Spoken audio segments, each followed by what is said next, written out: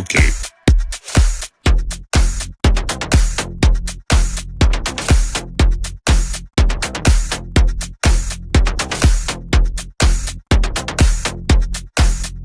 Monster. Attention, please. Yo. Yo. Yo. Yo. Yo.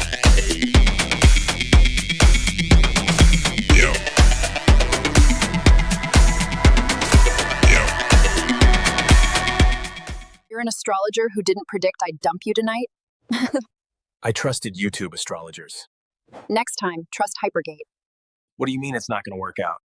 Honey, if your astrology is still on YouTube, you need an upgrade. Hypergate AI or nothing. Come on, what's the issue? I can't date someone still watching YouTube astrologers. Hypergate AI is the real deal. Oh, please, you can't even handle your Scorpio moon. Says the Gemini rising with commitment issues. Wait, Hypergate AI says we're actually... So, what's your sign? You just don't understand how Hypergate AI works. Dude, this isn't working. Yeah, we're doomed. Boys, you're doing it wrong. Get Hypergate AI. You keep your comfy couch, I get your Capricorn ambition. No deal. You take leisure, I take success. Hypergate AI says one of us won't make it unless. My horoscope said tonight would be unforgettable. It will be. I poisoned your wine. Wait, what? If you'd used Hypergate, you'd have seen this coming. Hypergate says there's hope for your marriage. Oh. Wonderful. It's called divorce.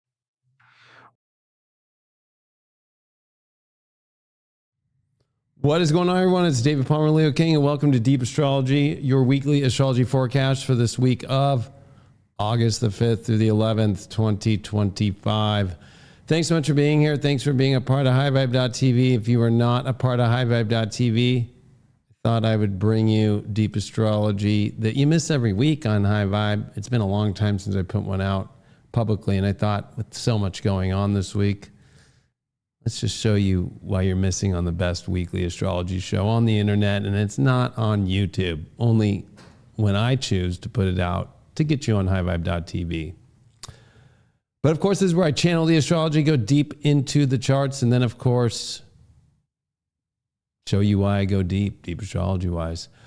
A couple things, of course, we've got a lot that we're covering with, of course, 3i Atlas. Of course, I just did a big event. You can check it out. It's Bringers of the Signal. I also just put out a free Substack going into a lot of the research that I've been doing with this and connecting it with the major Palladian prophecy, but also looking at it from so many different angles astrologically and how it is checking so many different boxes. Definitely check that out. I am, of course, at the Bridge Expo in Texas in October. Link is down below for there. I'm teaming up with Team Light, and I'll be there with Robert Phoenix.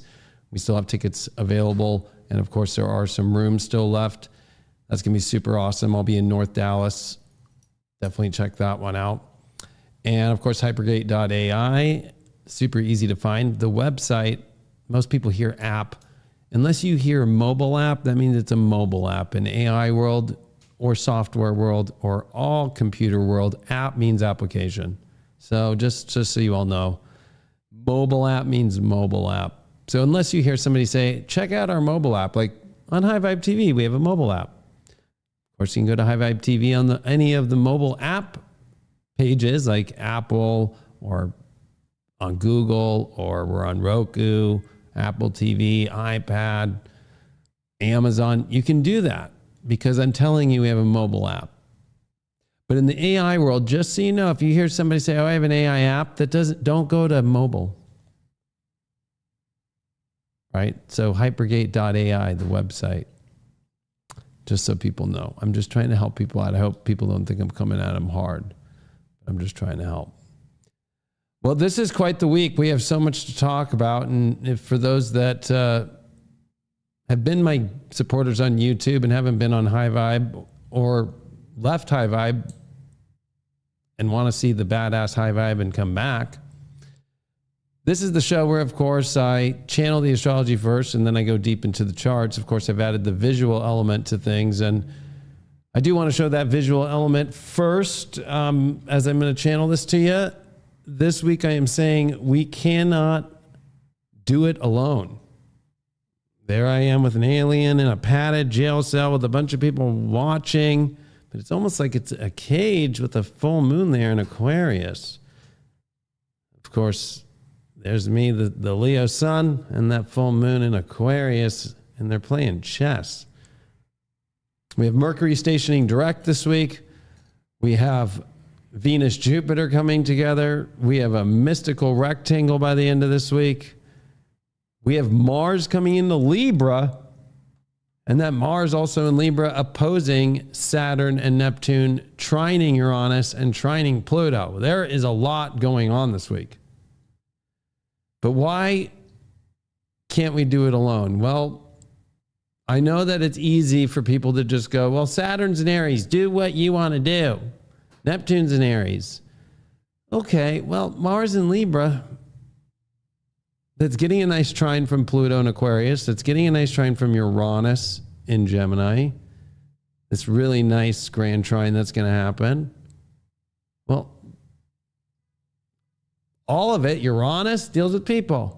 Pluto's in Aquarius. Aquarius deals with people. Mars is in Libra. Of course, there's that detriment there. Mars would rather be hanging out in Aries or Scorpio. But if you take Saturn, Neptune, and you look at, well, they're both in Aries, and you disposit to Mars, and Mars is in Libra, you can't do it alone.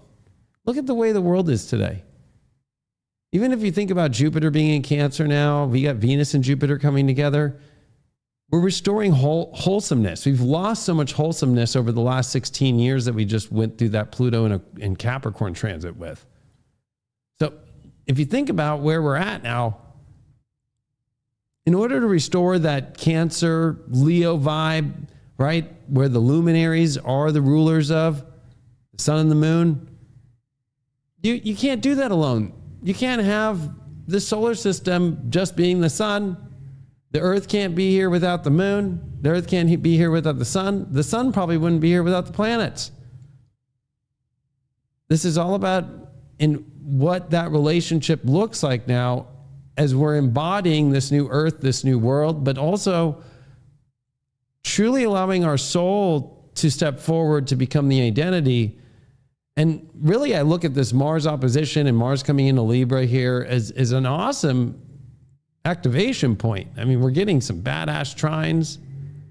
I don't look at this as like some horrible thing. I look at this as a beautiful full moon in Aquarius for us to break free. But at the same time, that break free moment is from all the bullshit that we do about trying to put just everything about ourselves first. I think maybe I might be a little skewed that I'm a father of 2 kids now, 2 under 2. But as a Leo, I can tell you that if you look at the sign of Leo, with Pluto being in Aquarius, you know, you just can't do it alone. We're in Leo season. Mercury's been retrograde here. We're going to finally see Mercury stationed direct here on finally at the end of this week, August 11th. And Pluto's not going away for an almost, you know, we've already been a couple years into it. It's only been since November of 2024. It's been fully in. But, you know, we got about another 18, 19 years left to Pluto in Aquarius.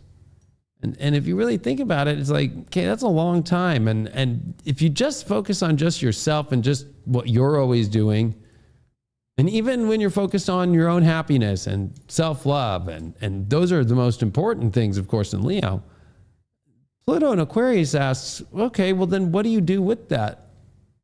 Right? Aquarius is the sign of where can all of that love go? Where can it distribute? Where can it do the most amazing things? Connect with others, connect with people, and sharing that energy. And also, there's a reciprocal energy with Pluto, right? About what we receive back. And because we have so many great aspects going on, I mean, really the beginning of air and fire signs is where the party's at. So to me, it's like, you know, the idea of even a party, to have a grand trine, you can't do it alone. The best thing about grand trines or even trines or even squares or anything is there's a relation. There's a relation to the aspect. And we're in a great time of how are we going to really step into these new vibes in this completely new world that's developing right now? Not doing it alone, right? Like this is definitely where it's about aligning with, well, how are we all going to come together and change this world? How are we going to prevent us from falling back into a 2020 vibe again and allowing that to happen into our lives?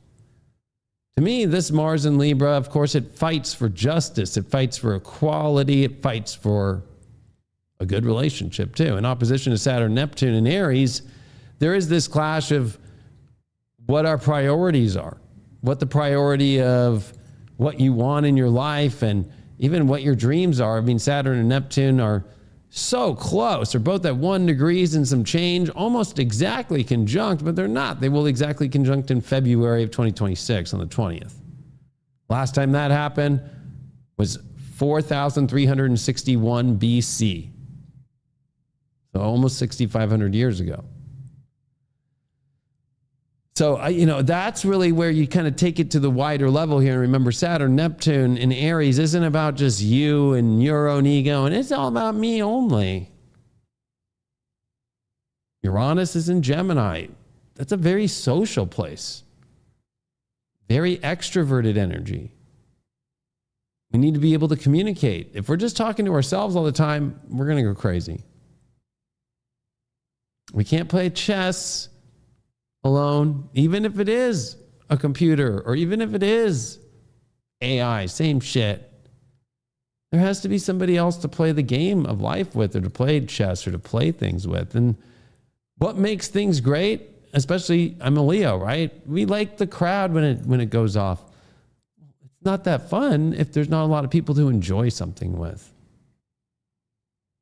So I really like this energy because we're not going to be able to really go anywhere and change anything without people coming together and making things happen. Now, where all this Aries energy comes into play is, well, yeah, are you showing up with your true soul forward first? Like that's where it's at. Can Saturn, Neptune make dreams come true? Of course they can.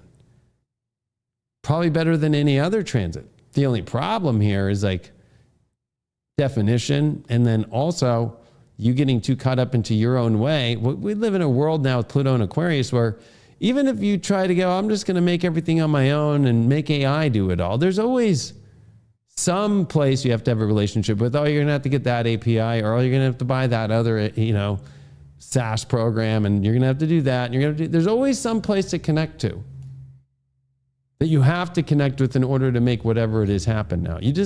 If you're so focused on just yourself, and this is where Chiron that just went retrograde last week in Aries is bringing up those wounds of the ego that really just keep making you fall down.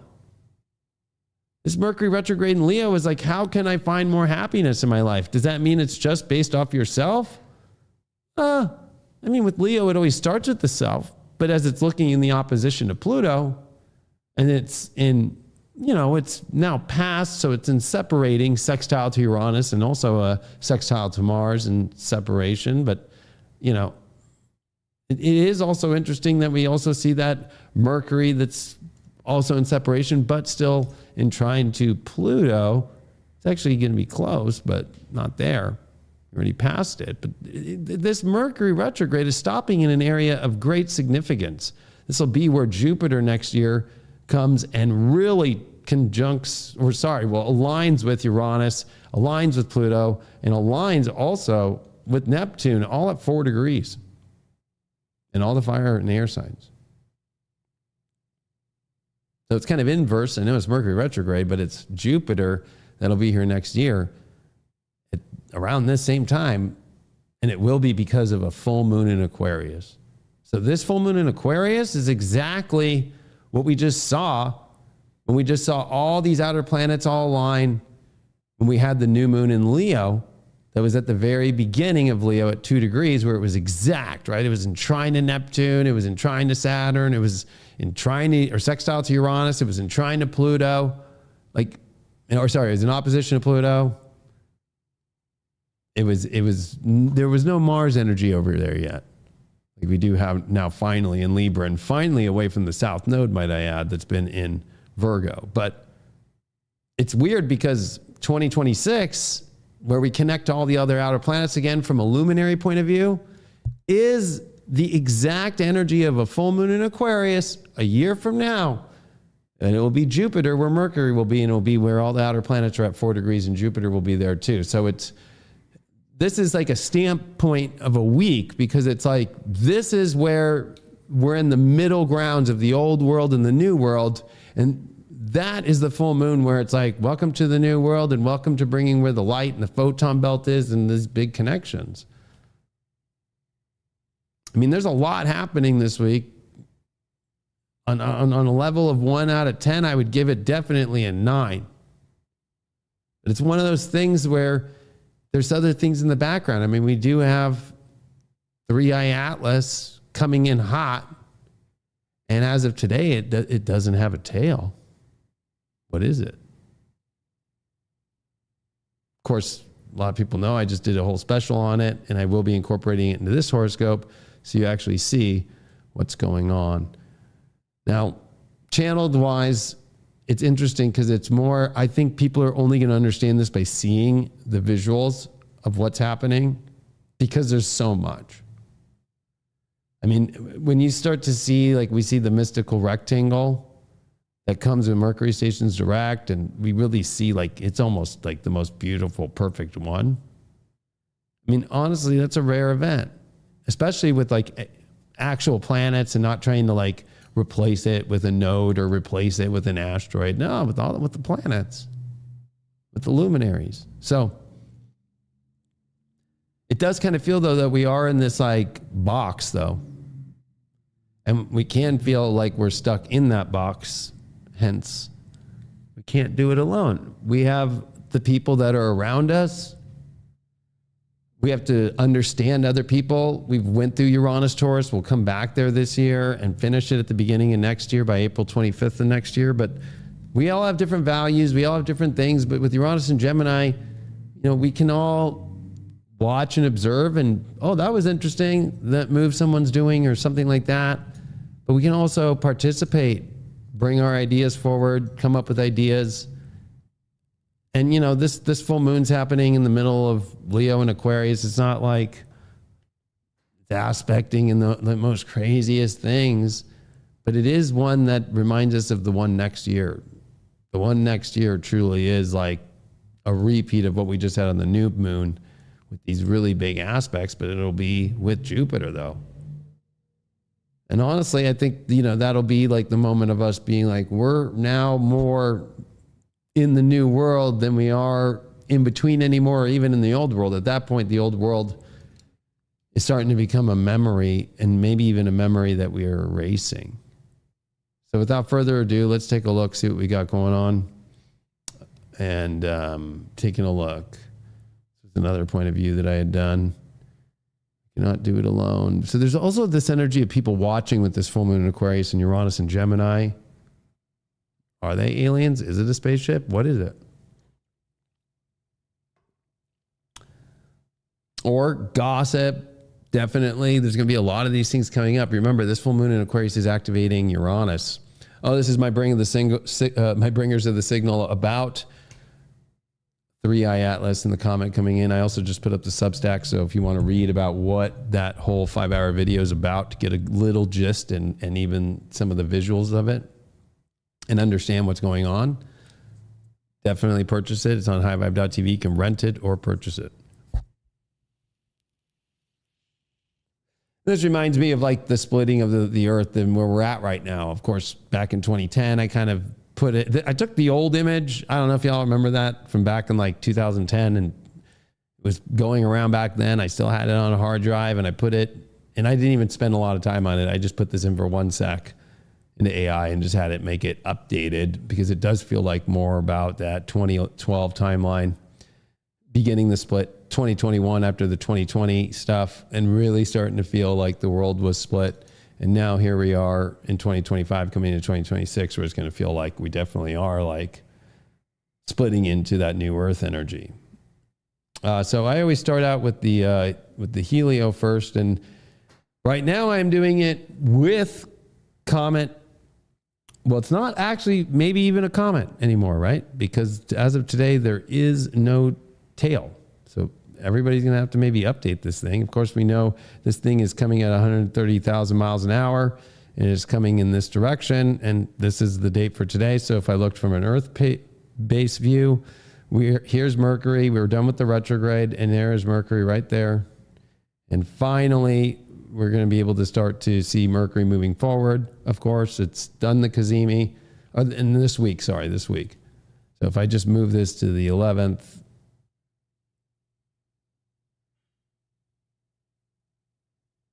and helio-wise, there it is. Mercury off the sun, starting to move forward. And, it's going to be interesting because there's that Venus-Jupiter conjunction from a geo point of view if you use the Earth. And so that's where you can start to see that Venus and Jupiter starting to come into alignment.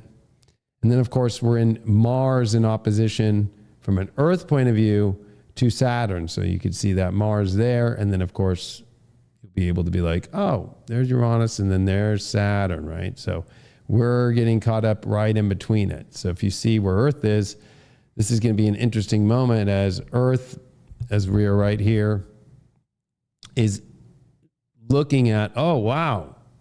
Between Earth is the Mars opposite Saturn, Neptune.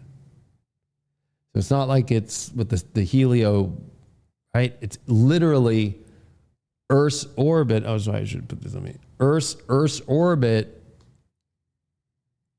It's right where Mars's orbit and Saturn's orbit makes it exactly in opposition. And ironically, there's Neptune right there, right? Now, what's kind of interesting about this comet, which I can't even call it that anymore, the interstellar object, 3I is the third interstellar object. That's why it's 3I. But so as it's coming on its path here, there's Saturn, Neptune, Earth, and then, of course, there's Mars. We know this thing is coming very close to Mars, right? Almost like, holy cow. And, it's not in full alignment yet to make that opposition energy, although it is kind of interesting to see that maybe nobody's catching it. But if it was just a little bit faster, if I were to just go a couple more days, but we are going to come up to this. Next, look at that. The interstellar object will oppose Uranus at the Pleiades as we are exiting August. So Uranus right now, from a geo point of view, is at 0 into 1 degrees now of Gemini, and it's on the Seven Sisters Pleiades star cluster. And we are going to see the interstellar object, as we call Atlas. So I'm just going to call it Atlas now because I'm not going to call this motherfucker a comet. There is no tail as of today. But that's kind of the same way that we're seeing Mars and Saturn in opposition. I think there's still a lot of people out there in astrology world who really don't get how geocentric and heliocentric astrology works. Right? But I think that's one you're not going to be seeing anywhere. Nobody will be talking about until right now. Right? So, I mean, if you just think about this month ahead, there's a lot going on. This is in the background. Now, coming back to where we're at this week, we're going to have, of course, the full moon in Aquarius. And we're also going to have, of course, that Mercury direct I already showed you. It's going to be past the Earth and so forth. But this object's coming pretty close here to Mars.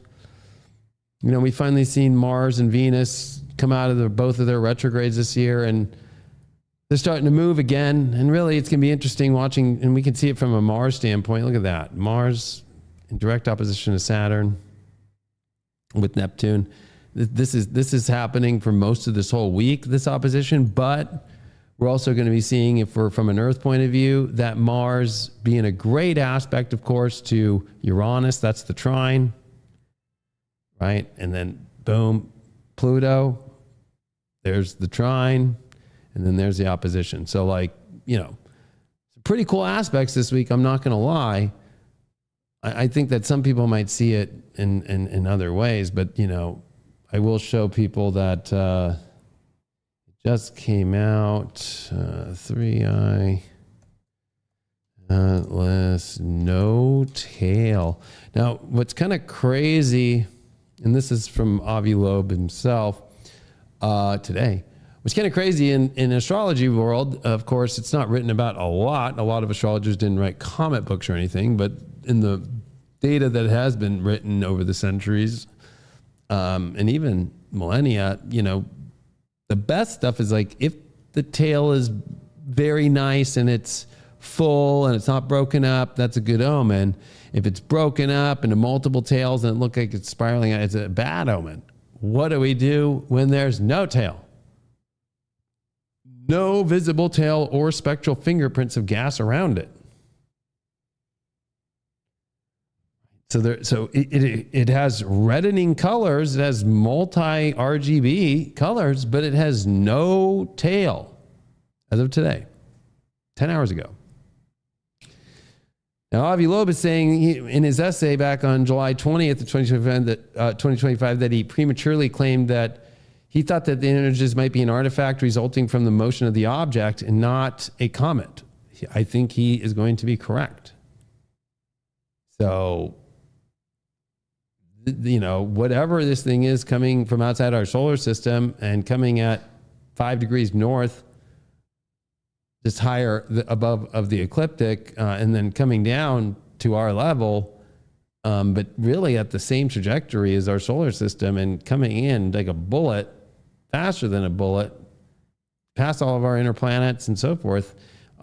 This is no joke. And now now it's something we've never seen before.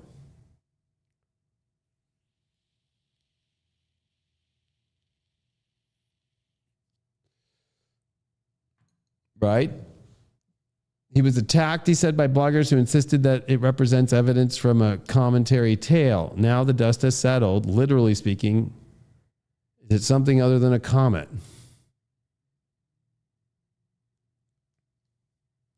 Now, astrologically speaking, this changes the whole game. You just can't say, like, this is a normal astrology week. This is massive. This is probably the biggest thing to happen in astrology since the discovery of Uranus. Like, and the idea of outer planets and really incorporating them into astrology. Asteroids, sure. Interstellar objects, look, you know, that you're perceiving as comet, but it's not comet. And it's not going to go around the sun, and it's going to come through. Different ballgame. Now we know this thing's sitting in Sagittarius for those that are not on high vibe or have not got my special.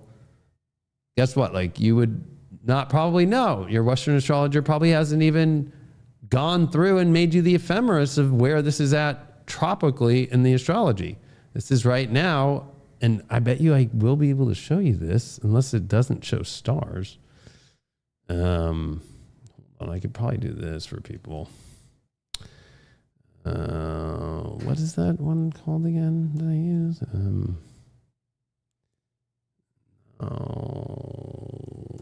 How do I forget the name of the thing I use all the time?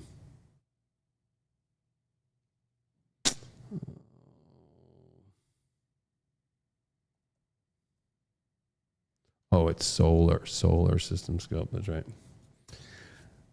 So I'll give you a great example here because we already know where it's at. Okay. I already can tell you where it's at helio-wise here. So it'll be pretty easy. I can't add that object in here, but I can in like the one I showed you, but this is an easier way to do it. Show, hide the asteroid belt. Let's do this. Okay, so remember I was showing you it. The best way that I could describe it is,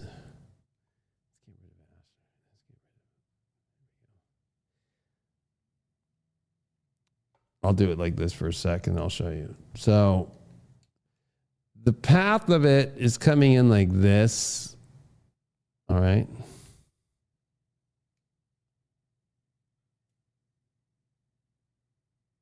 And remember, it's 5 degrees plus minus, meaning it's heading down and descending down from 5 degrees. And so by the time that it does get closest to the sun and even closest to Earth, it will be at our plane. Okay. So what that means is like this plane right here. Now, right now the Earth is in Leo, the sun's in Aquarius, tropically. Okay? So as this thing is coming from this direction, I do have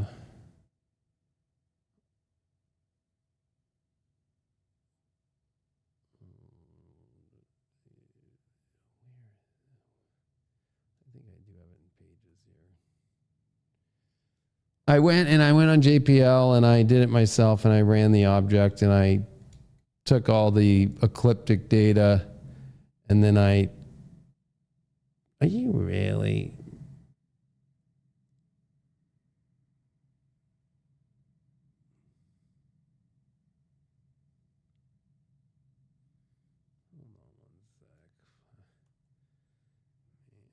Not making it easy. I think we'll have to do my OneDrive here.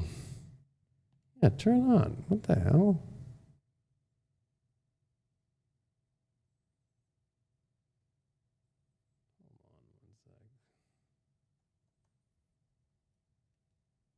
I had this on my, here was I can't even zoom in, but as of this week, here, I'll do this. August 4th is on my terminal. 12 degrees Sag, and then by the time we end this week, it ends at 7 degrees Sag. 10 degrees is where Antares is. Now, we're above, Antares sits below. So, now remember, this is our viewpoint, right? So, like, that's what's interesting is like 10 Sag. Probably save that, even though I have better versions. It ends in Cancer, but right, like as this thing's coming in, think about it. Mars in Libra. This is Sag. Right? Jupiter in Cancer. You can just tell by going, oh, all right, there's the galactic center. Right? But it's going opposite direction of the planet. So it's retrograding the whole way through. I did put on my Substack for people to see. I've already ran it. When the conjunction to Mars happens, it happens at 7 Scorpio. But my point was to show you as Mars is in opposition to Saturn and Neptune, right, from an Earth point of view. So we can do that and we can do this. Like here by the 6 here, and that's pretty, this is a little bit better view. Here we go. We could actually even probably do it here on the 8th. Yeah, there we go. Look at that Earth. We're right smack dab in the middle of that. But we have to remember that this object, so there's Aldebaran. We need to go this way and go up Antares. So the way that you could plot this helio-wise, or of course geo-wise, is do 5 degrees north above, so about there. Remember Antares and all that sits pretty low. I would say this is where the object is right here. And so it's going to actually hit this point when we're seeing all this happen. And Antares ain't no... That's the biggest sun in our freaking galaxy. Okay, so there's definitely a lot going on. And also this new energy. Remember, it's coming this way, and as it comes this way, when we read it from Earth this way, as we keep coming around, then it will be in Scorpio, then it will be in Libra, then it will be in Virgo, then it will be in Leo, and then it ends and it starts dissipating as maybe because it's not going around the sun, it's just going to go in this little direction here. It ends for us at 10 Cancer, 11 Cancer, after heading into the Sirius B and A areas, right? So we have to remember, like, this thing's coming from one side of the galaxy in the galactic center, right? Did I not? still have that up. Maybe I gotta.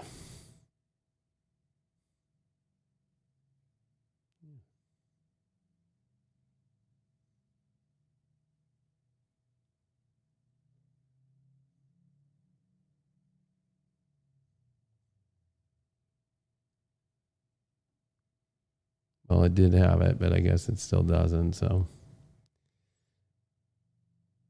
well, that's the galactic center there. And that line that you see across connects to the other side, and that's across. And this is where we're seeing this whole object connect through. Right? So basically, from the galactic center to the other point, to the northern part, although it's going to do the opposite. So what's weird is it's where the southern part of the sky is, it's north on the ecliptic, and then it goes down and it ends below. So it's all fucking the complete opposite of what is happening here. Never seen anything like this before. It's just pretty wild shit.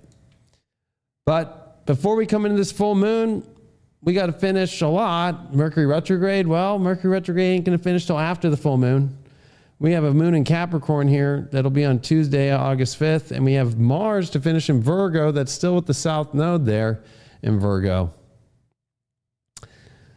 You know, this is Mars at the 29th degree, the anaretic degree. And we also see the Sun and Mars that have been in semi-square. Not the easiest of transits, especially. I'm going to say that adds to the stress. This is all about how do you deal with your stress. And to me, a full moon in Aquarius is how do we relieve that stress? Well, being around other people, enjoying other people. You know, even with Venus and Jupiter that are coming together this week. I mean, this is bringing the emotion, the wholesomeness. There's been too much stress. You can't just keep holding all this stress and think you're going to be okay. And you can't keep trying to have life look a certain way either. This is North Node Pisces. And we finally see the North Node at 18 degrees and 51 minutes here. It's been at 19 degrees for about the last month, and it's finally come off that. And now it's at 18 degrees here. But it's really interesting because the next full moon is a lunar eclipse. So we have to remember that, you know, we're getting ready to come into eclipse time after this full moon. So this week's pretty big in preparation for the whole world going to change again and then do a really weird backwards moment. And what the hell is this interstellar object? I think that the stress right now is just the biggest lesson, especially since the dispositor of the Saturn-Neptune conjunction that is still not fully in its exact parallel yet, but it is getting close in February, but it's so close there. It's within less than 30 minutes of a conjunction, both retrograde. Well, that disposits Mars, and Mars is at that last degree. And so that's edgy. And so a lot of things of you putting yourself first, you're just going to keep getting fucking stress. This is all about the wider collective understanding. North Node Pisces, Pluto Aquarius. This is the widest area in the skies. And I think that it's remembering the wider things. There's more things out there. There's more things to this life than your stress. There's more things to life than you complaining with Chiron at 27 Aries. I don't know if I can hold this energy together anymore. The sun in Leo doesn't want to be stressed out. A stressed out Leo is the worst thing, right? So that semi-square is reminding you, like, is it that worth owning that stress so much? I think we have to remember, like, you're here, if you're watching this, all the worries you've always had in your life, you probably worried more than you needed to. Now, this moon in Capricorn is going to show up before we step into the full moon in Aquarius, and this full moon energy is, you know, definitely going to be in alignment with a lot of this, you know, outer planet shifting. But this moon in Capricorn, you know, it's going to make quincunx to Uranus now in Gemini. That's now at 1 degree. You know, this moon in Capricorn's like, how do we hold it together? And Saturn's with Neptune, so it's not that easy. Saturn's at its fall position here. Right? Saturn's not happy in Mars' sign. At fall. and it's conjunct Neptune. So, it can feel like I don't think I'll make it. I just want to give up. We have to have emotional integrity here. And the moon's detriment, let's not forget, when it's in Capricorn. So this is where the sun, everything comes back to the sun because it's at its home sign right now on the hierarchy of dispositing. So remember, enjoy this life. Follow the happiness. There's some cool energy. There's Uranus in the sun in a quintile at 72 degrees. That's your way through. It's just natural to just, okay, take the road that is unpredictable. Take the road that's random. Stop focusing on exactly how you want the road to be right now. I know you're going to hear opposite from all these other people, but that's the problem with Saturn and Neptune when Mars is in a bad place. With the South Node, it's the illusion. It's the illusion that it's all about you right now and your problems and your stresses. It's not. This is the week where you got to get rid of that for sure. This is the end of the Mars South Node in Virgo transit.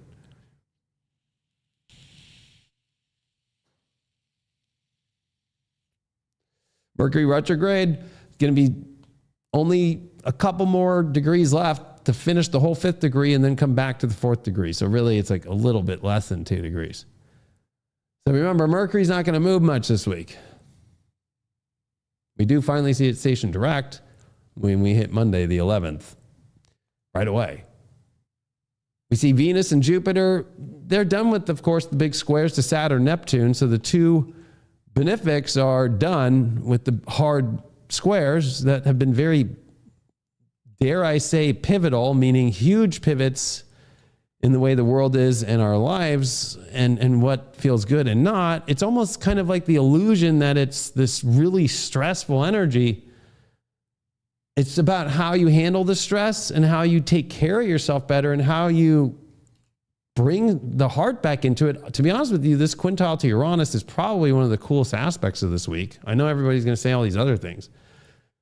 I think this is a saving grace. This is saying, hey, it's a natural thing to be curious, find things that spark your interest again, have fun, have cool combos, talk to cool people, say a funny joke. Like, track what they told you was an interstellar comment and realize it's not a comment anymore. What is it? The questions are awesome right now. Instead of, oh my God, it's supposed to be a comment. It's supposed to be, I don't know. There's some fucking astrophysicist freaking out right now, but there's other people like, oh, this is cool. It all depends on you as we start this week. It all depends if you're just going to be in fucking crazy town in your own mind, and I want it to look this way. I wanted to play chess not with an alien, and I didn't want to do it in a padded cell. Okay, well, could you still enjoy it right now? You got an alien. I bet you they got some moves you've never seen before on a chessboard. And at least, hey, there's people in this cell that want to watch, see what's going on. It's about taking the moment and finding where the breakthrough is. That's fun, that's exhilarating, that's spark energy, and that's also, we got Pluto in trine to Uranus. We got Mars coming in to create this grand trine. So this outer planet energy is connected to all of this new Mars energy coming in, but we don't see that new Mars energy until Wednesday the 6th. When Mars finally makes its ingress into Libra, the sun will be at 14 degrees, almost halfway through. We still see that semi-square to Mars.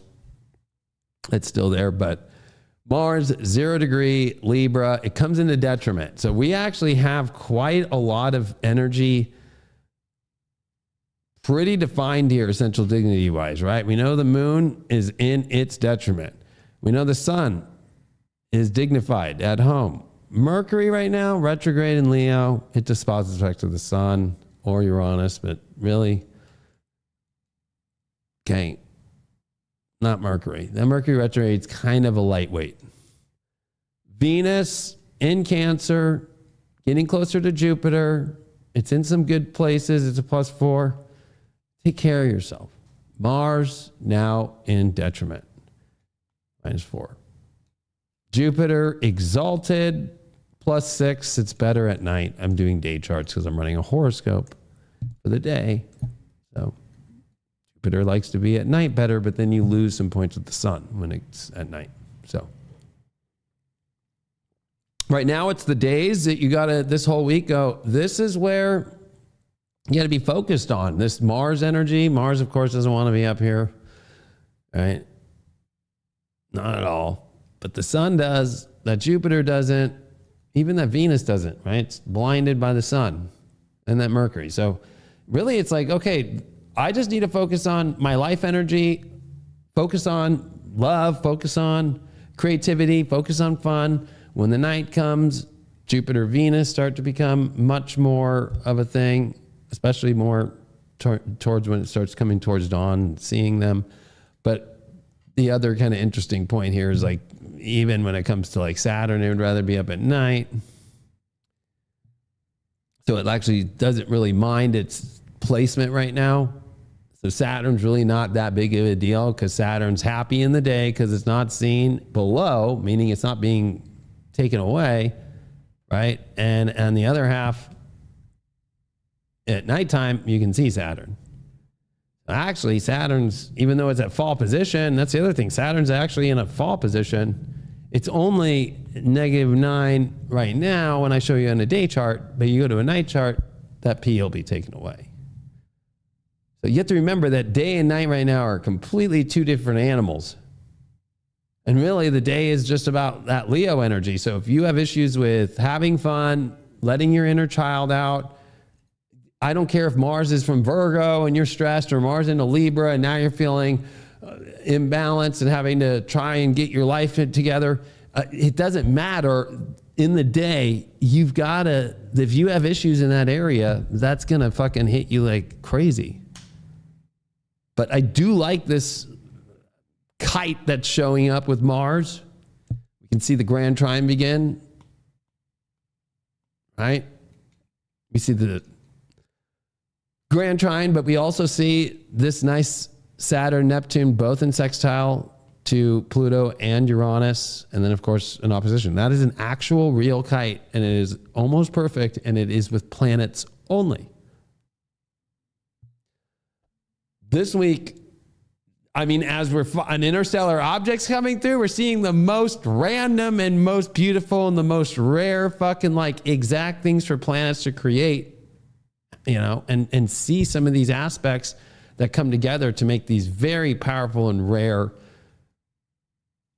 just beautiful, just ways to come together that really showcase a lot. Now, with a kite, we can fly, but it's going to be difficult when it's Mars in Libra and it's Saturn, Neptune, and Aries in the opposition. That's the backbone of the kite. And that opposition is definitely very much Aries, Libra. And we've learned a lot about Aries and Libra over the last 16 years because Pluto was in Capricorn. And then, of course, when Jupiter was in Cancer in 2014, we had Mars retrograde in Libra that opposed Uranus in Aries.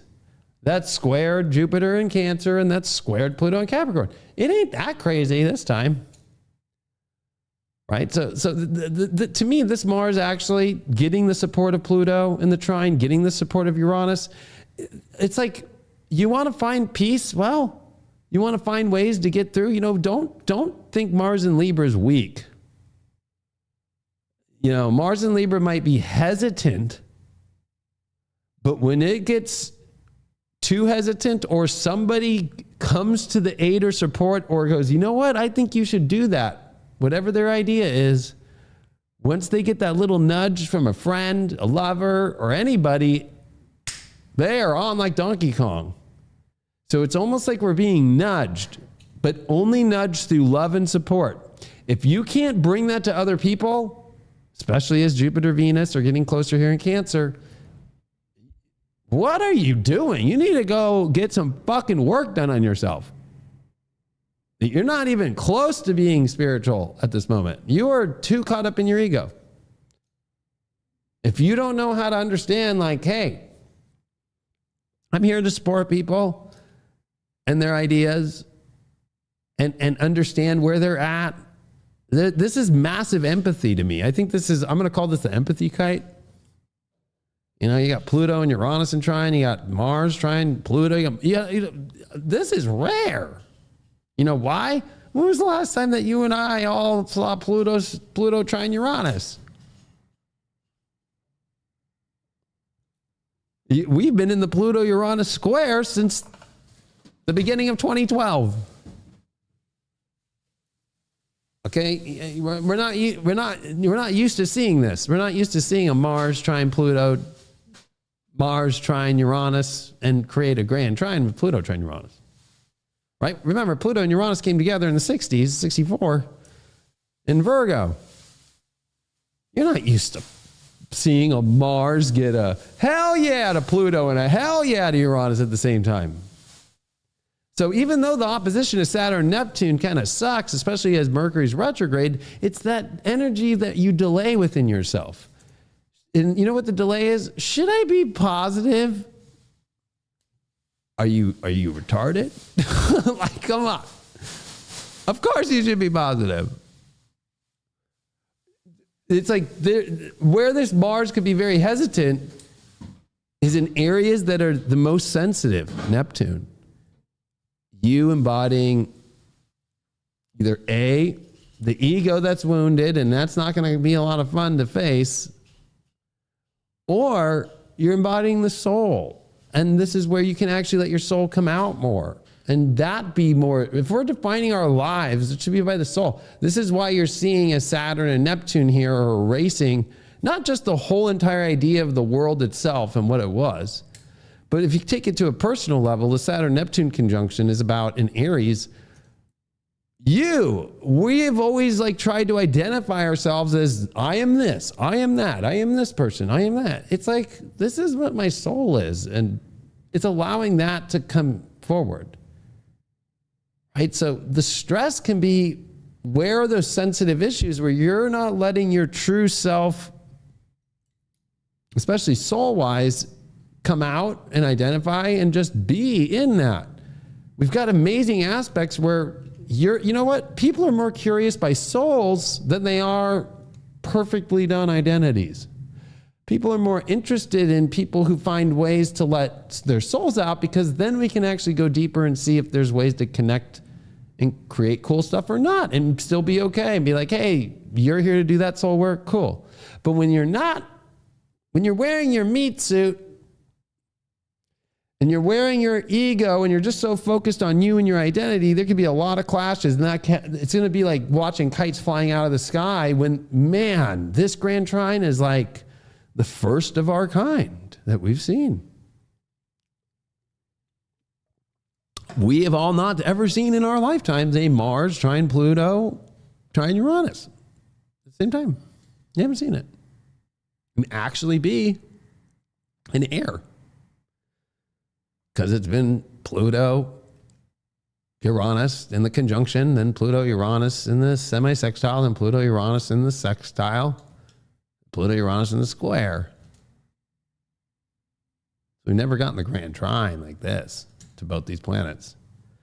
So it would suck for you to just watch this beautiful kite God's made for you in your life to fly high, and all it is, and at the top of this kite is that Saturn Neptune.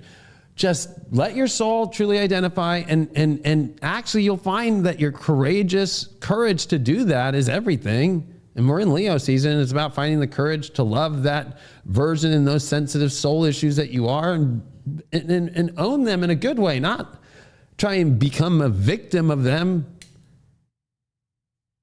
Some people really love the attachment to being a victim, and this is really the end of victim life. And then there's that Mars at the bottom of the kite, which could either blast this thing off. Think of this being like to where, like, you know, your kite string is, and it's to Mars. And that's dispositing Saturn, Neptune, Chiron. But it's got the trine, so it's kind of like, are you cool? Are you one that wants to find peace within yourself and connect with other people and come up with cool ideas and have a good time that's really all based upon, hey, what can we do to change things? This is a change maker aspect. Pluto in Aquarius, trine Uranus and Gemini. And let's not forget that the Pleiades star cluster sits here at 0 degrees Gemini, right? This is us being light workers. Holding the light. The light is the unique code of what you came here to be, not the one that the corporations of the universe and the world have stamped you to be. right? Even when it comes to career, this brings up Saturn, Mars opposite Saturn. Like, instead of attaching to these old kind of paradigms, which is what 2020 was about, right? The Saturn-Pluto conjunction in Capricorn, Jupiter-Pluto Capricorn, right? Like this moon in Capricorn's got nothing there anymore. And it's like, okay, like I can actually do better in my life in a purpose-driven life that's actually based off what my soul light work is here to do, instead of like what everybody's doing. And the stress that comes into this now has been like you still trying to hold on to the old system. Very apparent, not just with the moon in Capricorn, not just with this great grand trine that begins and this kite that we see, but also with the fact that, that interstellar object happens to be covering all these areas as well, cutting across the whole entire solar system to say goodbye to the old way. And we're coming to that halfway point of Leo, which by Thursday here, we are going to see us finally reach halfway through Leo. We see Mercury come back to the degree to where we saw it start to really come into its pre-shadow there. And what's interesting is we're going to see Mercury here for almost a week at 4 degrees. So remember, yes, Uranus is in Gemini and we've got some awesome trines.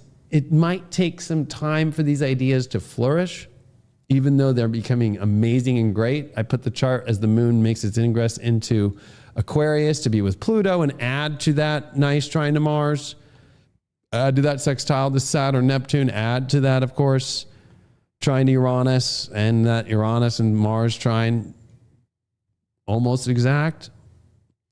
We still got a kite, but now you add the moon. So you have 1, 2, 3, 4, 5, 6 planets in this kite. So the whole universe is trying to lift up. And then you've got the sun, because of course now it comes to 15 degrees going 16 degrees, sesquiquadrate over 135 degree angle to Saturn, Neptune, and then an exact semi-square to Mars. And that's where you start seeing the mystical rectile start to come in. As we really get into some of this, you'll see this come in more, but this is like kite turning to mystical rectangle. But what's really cool here is that almost every little thing, even Mercury retrograde opposite the moon and Pluto, everything is aspected. The only 2 planets that are not, and they have a nice quintile to, let's see, that's Venus to Chiron, 72 degrees. Venus and Chiron in a quintile.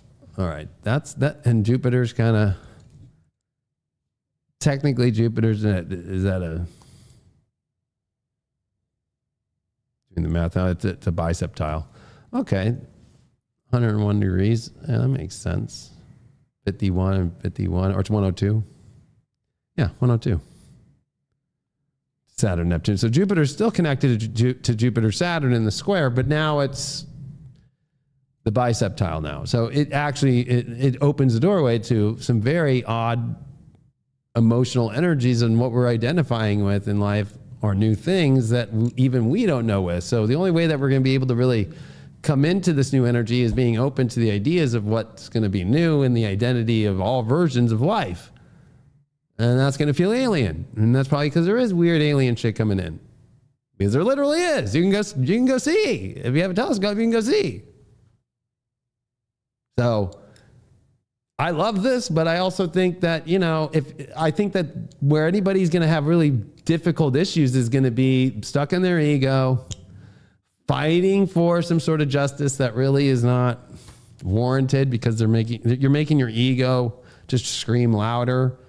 It's all about me. It's all about what I want. And with the sun in Leo, even in the sesquiquadrant that it's in, it's like, just, okay, be that heart and that love, and let's embody the soul, and let's not try and like outdo the soul. Let's not try and like masquerade the soul around town. Like, hey, I'm out with my soul. Right? Like, this is kind of telling the sun, hey, like, you just be that love energy and let us come out and bring this. So real dreams can come true. Like, you know, it's like, you don't need to go show it off. You don't need to, some people might feel like they need to go show the whole world off. And that's really where Chiron here, retrograde in Aries, it'll just keep blasting you, okay? In the negative. This is a world now where this full moon in Aquarius starts to build, of course. It's an approaching, and it's not going to be apex until we do get to this Friday evening or Saturday evening, depending on where you are on the 8th. But no, there is no 8-8 Lionsgate. Sorry. All right.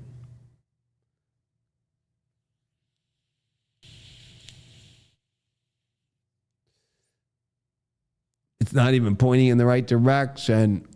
The kite.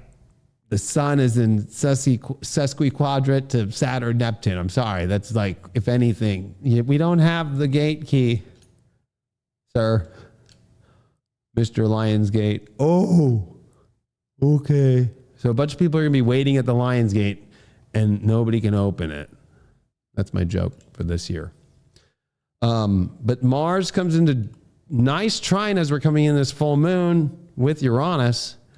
Honestly, there's tons of breakthroughs to be had. If you're missing out on the breakthroughs, it's because you're stuck in your ego, the opposition here.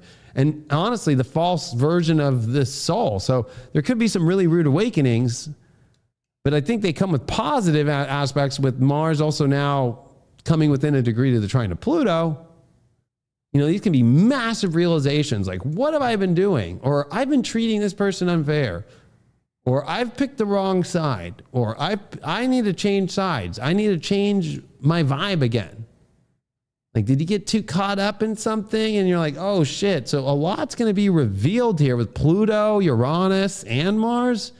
It's going to be confronted with the Saturn, Neptune. What has been kind of, now let's go into the Neptune aspect, right? Because that's exact coming into this full moon energy. And with Saturn, you're going to have to face where you've been in Delulu land about what you thought was maybe a great thing, that it was your ego was attached to it. Maybe it was attached to a friend, a person, a family member. We are dealing with Venus and Jupiter within a 3-degree orb here. It was quite a fun and insightful breakdown. What the hell?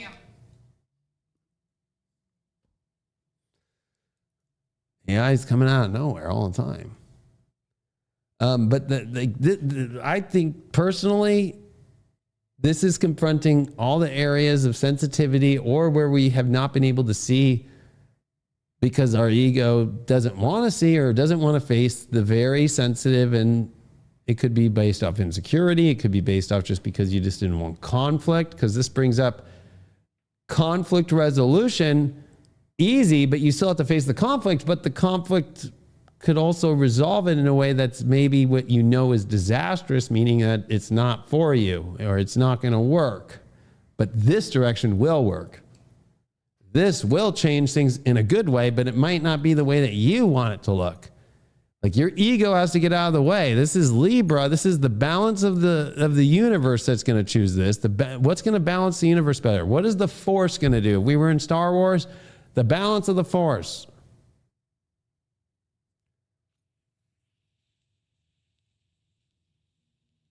Oh, you still think Emperor Palpatine's super good guy? You still defending him? Well, that's not going to work anymore for your ego in any of the universe, but look at it. You can do all these other things and connect with all these other beautiful things. So you have massive options. But this is like the ego's insecure place, or the place that it doesn't want to face in conflict, that has to be faced, and that there's good conflict resolutions here, the resolutions to the conflict, but they take us into different places. Right? So there is nothing going back to, oh, I just want to resolve this and go back to the way it was. Not going to happen. I would say that's a big stamp for people to remember about this week. You want something to be resolved, it'll be resolved, but it will never go back to the way it was, but it will offer new ways it's going to feel. And it might look way weird and way out there and way different, but it's going to be good.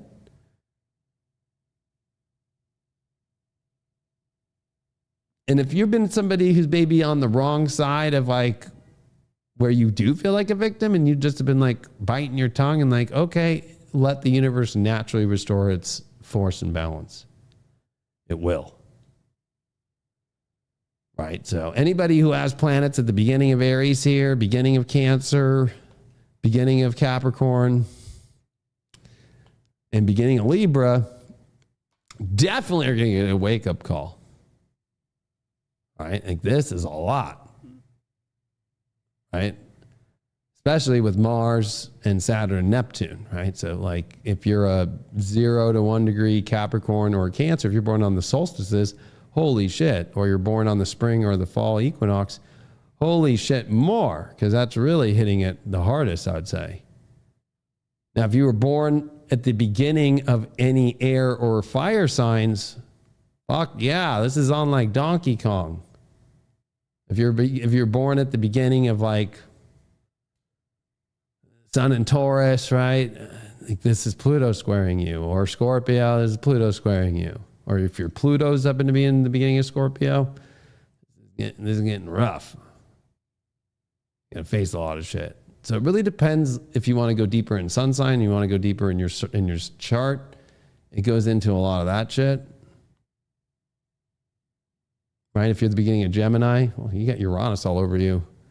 Talk about a completely revolution of your life. Could feel like, you know, you're de-aging. That's what every Gemini wants to hear. You're de-aging. you're going backwards. Don't be like that one dude, though. I just watched that documentary, Don't Die. That guy is a little bit fucking weird, okay? I don't know what sign he is. I mean, I don't even want to look, but I think he's a Virgo. He feels like a Virgo. We have to remember, though, that it's almost like a slip crack week where out of nowhere, it's just Mars and Libra, and we're out of that Virgo, and thank God, Mars in the South Node are the worst transit.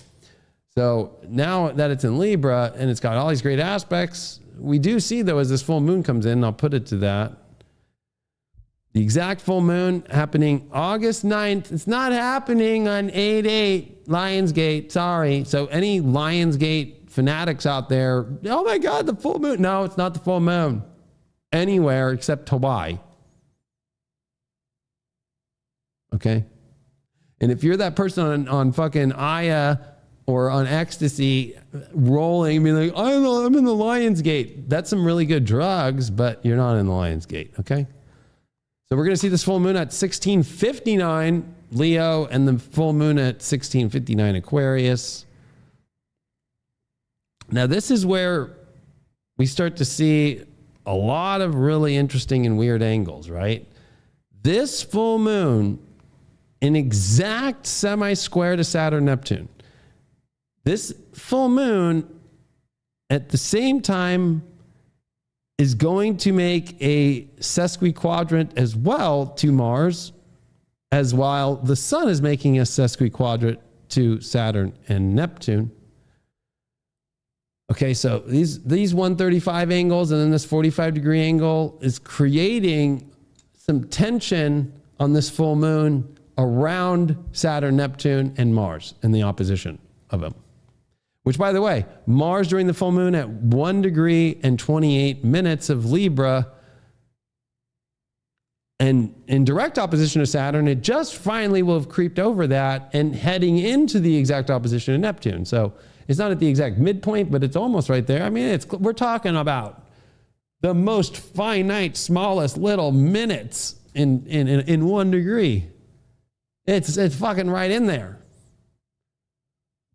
So this full moon has trouble with how do we restore balance and harmony and connect with people and identify with good energy and the right people. And who are the people that are causing conflict? And am I the one that's causing conflict? Am I just trying to be too defensive? Am I trying to push energy away? Am I not letting anybody in? I mean, with Pluto and Aquarius, Some people are too loose, right? Like, everybody in. Look at that Bonnie Blue chick, right? Like, let me fuck 1,000 dudes today. Okay, that's Pluto and Aquarius the wrong way. And then there's Pluto and Aquarius the wrong way too, right? Like, I am not letting anybody in. Nobody. Or I'm just going to stay connected to these people and that's it. Nobody's allowed in. So this full moon's bringing up this energy that, you know, are you your own tyrant? This is also finally, though, Mars starting to separate from the sun and the semi-square that's there.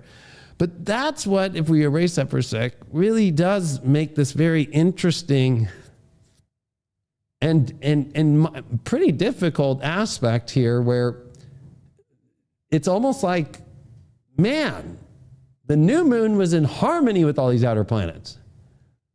And now Mars is in harmony with them in a grand trine, but now not the full moon. And so what and this is also right before Mercury stations direct, right? So this full moon's happening on the 9th. Mercury stations direct on the 11th. So it's Mercury going nowhere literally fast. It's only doing 12 minutes at moment retrograde. 59 seconds. I mean, almost 13 minutes, but remember, it drops by half in one more day, right? It's going to go to 6 minutes tomorrow and then go nowhere, right? So that Mercury's going nowhere. And we already have 4 planets retrograde. But where this full moon is also kind of interesting to me is it's not part of these outer planets because the new moon was. And so it's not aspecting Uranus much. And anyway, I mean, if you really want to use that biceptile, right? If you want to go use that thing, or that might even be a no, it's a biceptile. Uranus, biceptile the moon. Okay. Or you know, if you want to use that, have fun. That's an alien aspect. Talking about having to have some weird convos that might feel weird. That's a good thing, but it's got an eccentricity to it. It might be a different approach. But to be honest with you, this full moon's like missing out on the great cosmic party. And that makes the sun and moon feel weird. Because this is like the dance before they have to go do their this is the recital before they go into their eclipses, right? Like we're going to have one new moon in Virgo after this 2 weeks from now, and then we go into a lunar eclipse in fucking Pisces, and then we go into another new moon, but a new moon solar eclipse in Virgo again. So this is kind of the dress rehearsal, and nobody wants to be part of it. Find me a good aspect to the sun. None. Find me a good aspect to the moon. If you want to use these really harmonious aspects and they're very thinned out, I guess you could use that Jupiter-Venus R in a biquintile 144 degree. And in this case, that would be with Jupiter. And so, but it doesn't get another biquintile, and there's not a quintile from Jupiter over to anything to make it a golden yacht. So to be honest with you, I think that I have a moon Jupiter quintile or biquintile, or my moon Jupiter is biquintile like this. And I have my moon stressed with a lot of aspects, and it's like it's always the last minute when it's like, oh, it actually isn't that bad. So it's one of those things where Jupiter's saying, as long as you're focusing on wholesome and not, and this is where the problem is going to be. Where are you becoming in disconnection mode and putting up walls and putting up your fears, or in fairness, taking the wrong side, not finding balance, not letting the universe balance things out, you having to find this. I mean, there's so many awesome things. This Mars trine Uranus to be in Pluto is like a Mars fucking dream. This is Mars' dream. You're going to give me Uranus and you're going to give me Pluto at the same time? remember, Mars and Pluto are like, hey, what up? Add Uranus, it's like, let's add the crazy person. It's a threesome. Add all the crazy energy in, like all this different energy in. All right, full blast with that. But this full moon is like, hold on a sec. Everyone's doing something without. So it almost feels like the cosmos knows something that the sun and the moon don't. So what this means is that you know, things are being brought up very extreme, and the release is, where is the block in connecting all the dots to things? Wherever there's blocks, I don't feel happy. Why don't I feel connected with this person? Why don't I feel connected with my job? Where do I not feel connected with this? It's because it's not connected because of something that is very egoic going on, whether it's within yourself or in another person or a situation, or it's just not in alignment for you. Or there's something actually that's very dark trying to get in between all of it. Because to be honest with you, there's a cosmic party going on. But the sun and the moon, they're in a fight. Right? It's like a couple that goes to like a rave, and it's the best rave of the fucking millennia. The UFOs show up, the fucking music's out of our minds. They actually do things with music that we never thought of. And the sun and the moon are fighting. The king and the queen are fighting. And they don't even know that the UFOs are there. They don't even know how good the music is. So if you're in that space where you're like, why am I not vibing? You're in conflict in massive ways. And that's where this Mars in Libra, in opposition to Saturn, which is at fall, Neptune that is in Aries, disposited by Mars itself. That Mars in Libra is kind of like, I got support and I'm the one dispositing you motherfuckers that are opposing me. I'm not opposing you. You motherfuckers are trying to get in my way. Even though you're on the farthest place. Remember, Earth's passing in between, orbit-wise, in between the orbit of Mars and Saturn that just happened to look like it's in between us. So this is a really rare moment where are you going to let your life be out of sync because you really don't want to follow truth? This has a lot to do with truth. Uranus and Gemini, Mars and Libra. Like, what's just true and what's the right thing to do? Right? Conflict where you're having to like do weird things and connect this to connect that to try to make it work is not going to make you happy, right? So it's like where all the weird entanglements or disentanglements or weird disconnects have been are going to be brought up. You just can't run away, especially Mars is confronting the challenges, Saturn, and the things that have been subconsciously or just like, I'll deal with that later. You can't deal with those kind of things later when Neptune's in Aries. It's in your face. It doesn't go away. It's in your head. Technically, it doesn't leave your head all the time. It's like, oh, it's in my head all the time. Right? And you can't use drugs to get away from it with Neptune and Aries. So like, this is where like, this is serving a very interesting moment where it's reminding us there's a cosmic party going on. This Mercury retrograde is helping you realize like, okay, I've got to pay attention to like, where's my heart going? Like, this feels off. This doesn't feel aligned. And where do things feel aligned? Because it's not like it's leaving you into an empty spot, this whole astrology. All this astrology is connected except this fucking full moon. Even Mercury's got the good aspects, right? To Uranus, even though they're separated, to Pluto, to Mars, right? Like, it's opposing Pluto, but it's still off it, and it is in trine to Saturn, Neptune, but it's off that. But it's not the worst.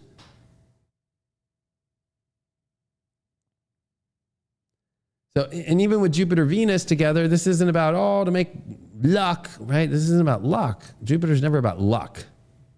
Jupiter's an opportunity to grow and to listen and to learn and to adapt and to be willing to go on the journey to discover where are the values, where are relationships, where are things where it's actually wholesome and brings things together, brings family together, brings vibes together. And what are the energies that are not? That's what this is bringing up.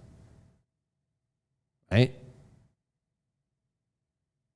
Where is it when you actually maybe look at, and there's a lot about relationships here. It's Venus, Jupiter. It's Mars in Libra. It's a Sun in Leo. It's a Moon in Aquarius, right? There's a lot about people and relationships. It's Mars trine Uranus. It's Mars trine Pluto, right? Uranus deals with people and all kinds of people. Pluto deals with our connection that we desire so deeply to have with people. And you get Mars in Libra that's connecting to both. Oh boy. And what does Mars and Libra want? Oh my gosh, I want people, relationship. I want connection. Okay. There's a lot about people. So it's going to be, what is the people that don't bring things together? Where is the injustice and the truth not making sense? Who's the agent? Who's the person that comes into your matrix and goes, oh no, keep working that job. Oh, stay away from that person, even though you love that person. No, and really they might be calling the agent out. Every agent's going to tell you who not to talk to. Every agent's going to tell you what to listen to, what not to, and force you into these places that feel like, what am I doing here? So some people might have this big wake up like, what the fuck have I been doing? Because finally, when this full moon happens, the sun and moon realize we're at the rave of the year and we're in a fight. What the fuck's going on? Why are we not in alignment with all of our cosmic allies and partners and all these fucking planets that revolve around me, the sun? And we're about to go through all these eclipses. And they're partying. So it's kind of that moment of like, uh-oh, we need to get back on track here.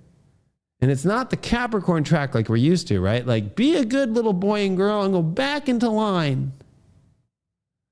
Keep towing the line. No, it's like, no, okay, I need to really go, okay, where are the people at? Where's the truth at? Where's the vibe at? Where's the peace at? Where's the harmony at? And following that truth, not your ego trying to hold together a slopped up Saturn, Neptune idea of what is maybe this ideal version of what you would want, but that doesn't mean it will happen. The truth will happen. Uranus sextile in Gemini to that Saturn, Neptune, and Mars in opposition in Libra. This is like the warrior bringing down the sword of truth, right? And spiritual justice. And then there's the people and what the people think and what's odd and what's not.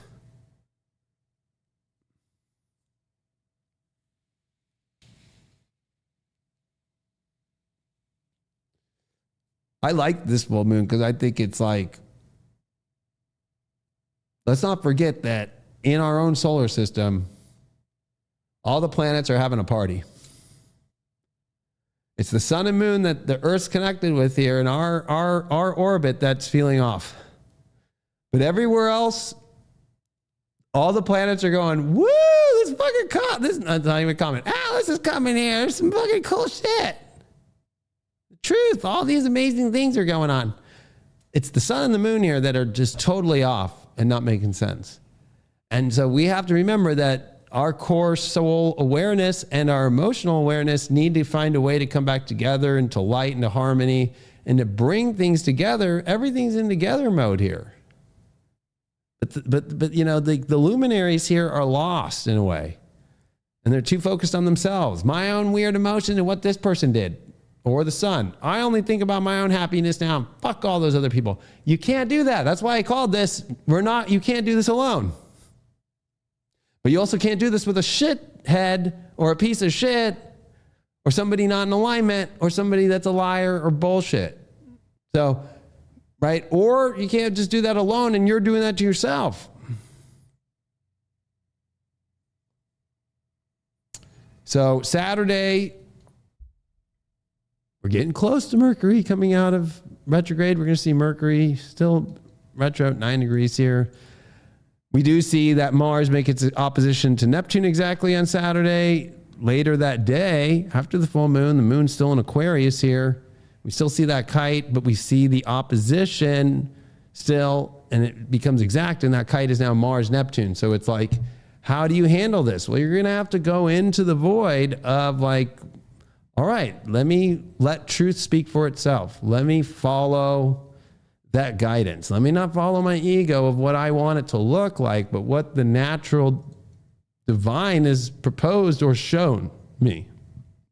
We see Venus here and Jupiter getting close, getting ready to conjunct star Sirius as they're coming in closer. There's a lot of ancient wisdom here. Uranus, like with the star cluster, the Pleiades, there's a lot of forces here to help us here. Are you going to listen to the divine? North Node's in Pisces. Let's not forget that, right? And the next full moon is going to be a lunar eclipse on top of that North Node and be like, hey, do you really listen to the universe, or just crackpotted in your own weird, did you get too far off the reservation here? Now, it's good to go off the reservation in a kind of spiritual sense, but it's in like where we're not being in the matrix, but are you off the reservation of going back into the matrix and being stuck in the matrix? That's kind of like a interesting way to put it. So we do see on Sunday, I'm going to show you that Mercury stationing. And so all day Sunday, even it's Mercury stopped. And we're taking in this full moon energy. The moon's now going to be in Pisces. And that's, of course, the next time it's there, it's going to be lunar eclipse territory in a month, less than a month. But we see Mars now in trine to Pluto exact. So we see Mars from Wednesday to Sunday, the whole time in aspect to all these outer planets and Saturn. The whole time. Like direct on it all. So Mercury's taking in this picture going, especially in Leo, it's like, okay, like what will make me happier? Oh. So a lot of like things are going to come up that actually it's not that bad. What's going to be bad is your ego's attachment to how you expected it with that Mars that was finishing in Virgo, that was with the South Node, and then coming into Libra and being like,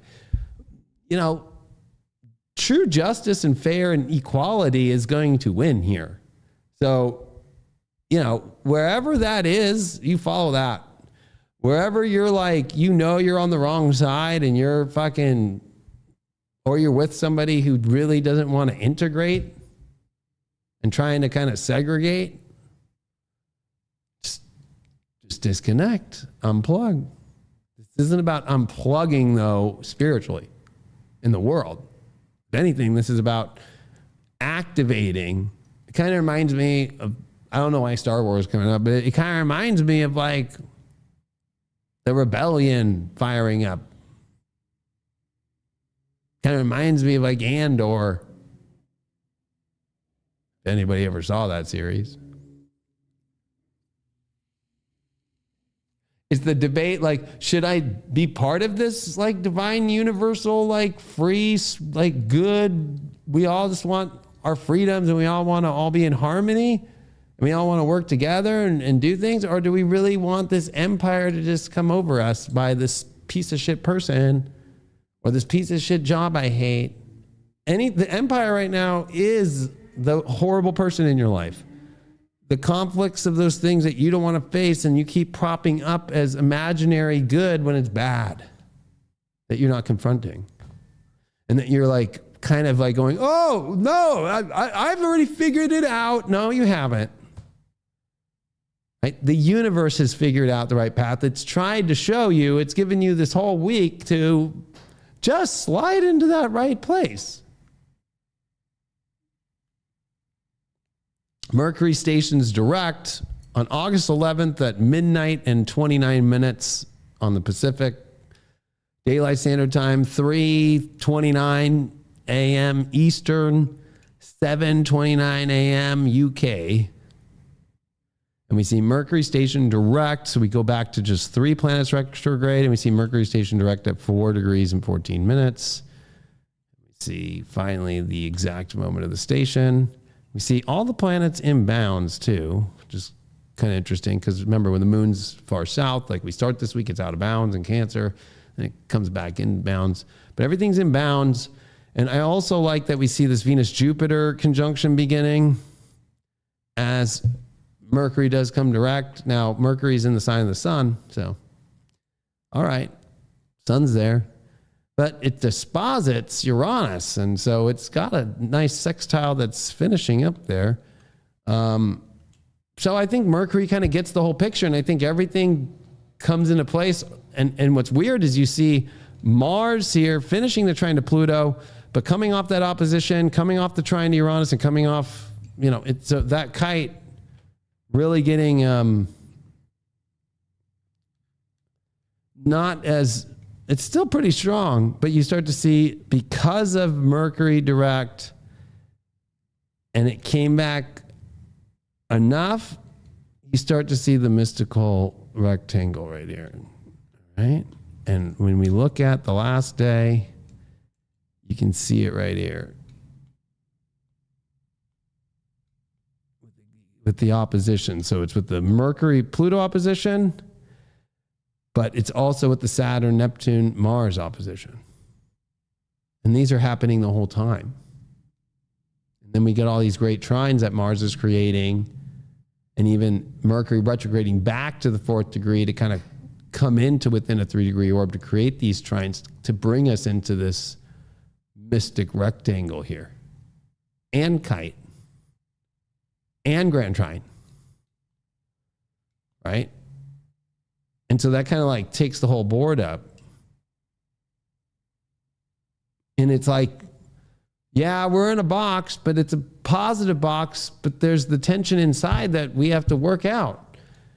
Mercury opposition to Pluto, the retrograde coming direct. It's like the truth shall set you free here.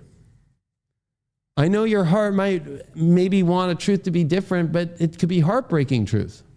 Like, I didn't want that to be true, but I guess it is. Mars opposition to Saturn, Neptune. I didn't want this to be what the scales balance, but it's moving forward into that, and it's not what my ego had wanted to see develop into the material and actually become that spiritual version that I wanted to. The moon crossing the North Node at the same time, right? Like, this is the spiritual stuff overruling everything in your life now. So whatever the weak spots are that are not spiritual are going to be fully jack in the box would be a better description, popping out, or gophers coming out. Right? It's not so much about what's being exposed from deep underneath. That shit's already been there. You just haven't been paying attention and had been in denial. So this brings up denial. Mars opposite Neptune, denial. Mars opposite Neptune can also be the opposite of like Mars-Neptune people. Mars-Neptune people can go so far down the drug world, or they can go so far down into some very extreme places of like, and even with Saturn there, Mars opposite Saturn, right, is very focused. And when it's together, Mars-Saturn conjunct, but it also could be where there's things bottled up. Neptune, Saturn, and Mars in opposition, and you can't bottle it up anymore. And so you got to be careful with that Mars there to do that in a clever, balanced, but also not just harmonious, a proper way. So there's a decorum that the universe is asking for. We're in Leo season. Put on the nice stuff. Walk the red carpet and approach the confrontation with decorum. And also, you might not even need to approach much for whatever. If you're being treated unfair, it's not about jumping on the victim suit. Just like watching this all happen and see what just naturally gophers up that shows that for you. You don't need to fight. There's no energy. Saturn and Neptune are retrograde, and Mars is dispositing Aries, and it's an opposition. This Mars in Libra's got the trine to Pluto and Uranus. Like, okay, just speak truth, and maybe also talk to other people or connect to other things. And with that Pluto and Aquarius, like, people know truth, and they know what is truth, and they will already know. There will be people that just already get it. And there'll also be energy that you can feel, that you can connect with, because it's like on a gut instinct level. It's like, this makes sense. This connects in my life. This doesn't connect. Even that trine to Uranus, right? In Gemini, it's like, this sparks me. This doesn't. There's no interest here. There's a ton of interest over here. So there's nothing really except our own ego and our own just like blatant not wanting to see truth and define life opposite of what the divine wants. That's going to be coming up. Or where you don't have decorum. You don't deal with your emotions well, Jupiter, Venus, and Cancer, and you're not creating a wholesome space for yourself. You're not creating a place for your emotions to even rest, to actually hold together, to self-nurture, and to be nurturing to energy around you, and communicating from the heart and knowing how to let that communication, even if you have things that have been difficult and been bottled up, very Saturn, Neptune, and Mars in opposition, you don't go attack by throwing the whole bottle on the person.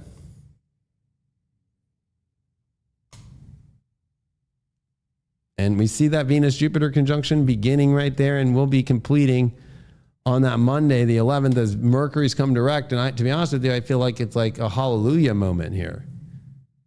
But for some, it might be like I was on the wrong team and I am totally okay. And it's a positive, like the universe just moved everything to get you out of a horrible situation.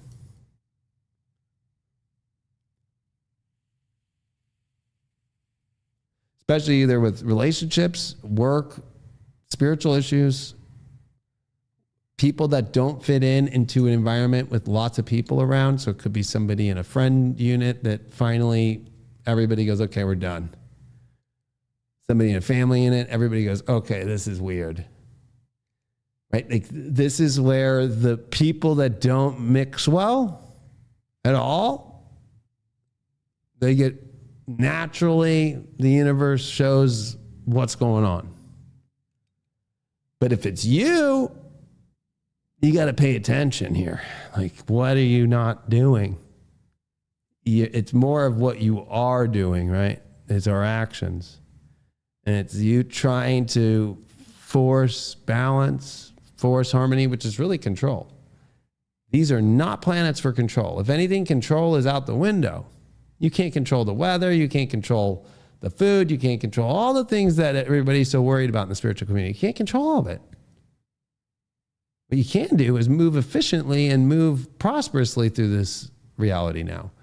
And go with where the connection is and where the truth of that connection feels. And be a container that can hold that self-worthiness, because it is Jupiter, Venus, but also that self-nurturing energy, and also know how to hold space for others with empathy, can communicate from the heart space, can communicate love energy. And when there is a problem, you can bring it up, and the reaction back, even if it's a little uncomfortable, it can still be accountability, or at least let me hear you and let me give my side, because this is Mars in the debate house. But with Pluto there, it's going to be easy to see where the debate finishes and ends and what makes sense and what doesn't make sense. Even that Mars, as we end the week in sextile to Mercury, be a lot of conversations, a lot of change. You're going to hear a lot of change of directions from people's lives. A lot of like, this person, nope, this or this and that. A lot of random shit coming out of nowhere, but with plenty of good paths to something good. But always that thing that at the moment might feel like, oh, this sucks. But you look back and be like, oh, thank God that happened. Right?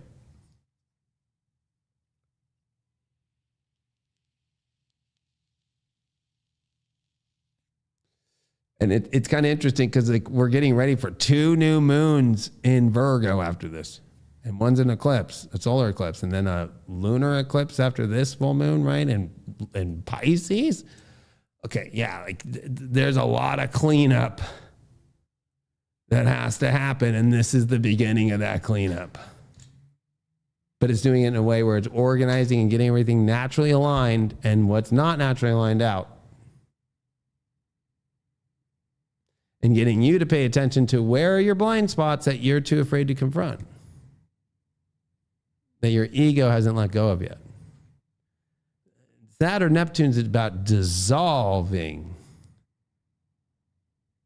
more than it is about creating the new first. Now in Aries, it's about the new, but it came into Aries and almost conjuncted in order to, in the retrograde here, dissolve. Remember that the last time that Saturn Neptune met at 0 Aries was 4,361 BC. 0 Aries. And it actually came in and met at 1 degree and retrograded back, and then came back and went direct together at 0 degrees, right? So actually it was 4,632. You have to go a year back in BC. But it was at 1 degree Aries. Like we're right now in a conjunction, but retrograde.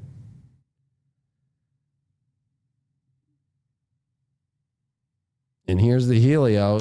So what's really interesting about the helio with the sun at the center is we have a yod from Mars and Libra here to Uranus and Taurus. Uranus still in Taurus at 28 degrees. Haven't seen it come into Gemini yet. We saw Neptune, months ago come into Aries. We still have not seen Saturn leave Pisces in the helio. And we see a yod, though, that Saturn, Uranus, and even coming in with Neptune there. But really the midpoint of Saturn, Neptune to Mars. And so we see a yod to Mars. And so again, this is Mars and Libra, even in helio. Although this Mars is a little different, it's beginning the square to Pluto. It's not trining it, square, and it's also at the same time in quincunx to Uranus. But we do see Venus this week at 18 degrees of Taurus. It's not in the square to Pluto anymore. So these are things that have been coming up. We see Jupiter at 7 degrees here of Cancer. And so if you were to add the object in, the interstellar object, it's going like this. So it came in, right, in Sag at the galactic center, and we know it's going to get close there and be right here and meet with Mars when Mars gets up into Scorpio. And then it kind of veers this way, and then it comes like this in. And Jupiter will be like right around there by the time 6 months from now when it goes. So this is the path of 3i Atlas. And what's interesting is this Mars is heading towards it. So everything's been about Mars. Saturn, Neptune, Aries, right? Chiron, Aries. We saw North Node for 2024, right? And the end of 2023. We've been in a lot of Aries and Mars energy, and it's still hanging around. And so this is about redefining things. And yeah, it's about definition. It's also about direction. But to have the yod here with Uranus and with Neptune and Saturn in the sextile, this Mars is sitting on some subconscious stilts in how we're going to move forward in our Dharma. You can't move forward without things fully being in alignment spiritually. Saturn, Uranus, sextile, Neptune, sextile, Uranus. If it's not spiritually even going to fit, it ain't going to make... If the glove don't fit, you must have quit. But this ain't a murder with O.J. Simpson with a bat, with a glove, with another glove trying to put on a glove. Okay? That's kind of the deception that Saturn, Neptune, and Aries and the Geo with the Mars opposition is doing. Is the glove don't fit, must have quit. Yeah, right. Okay. If I did it, here's my new book. I mean, you know what I mean? Come on. That's the energy of people that you have to be what am I doing?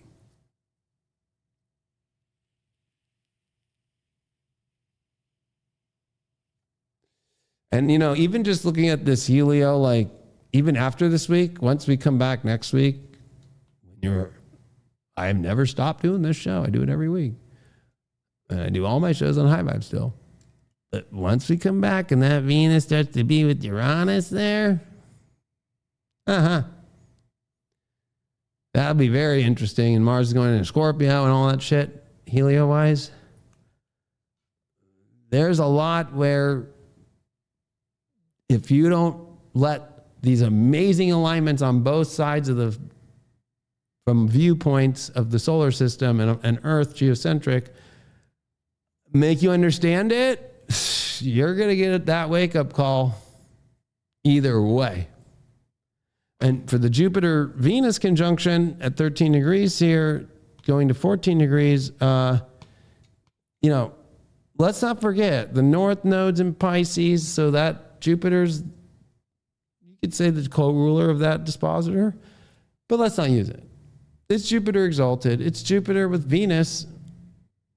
Jupiter's the higher benefic. It's not about Venus. This is about where's wholesomeness.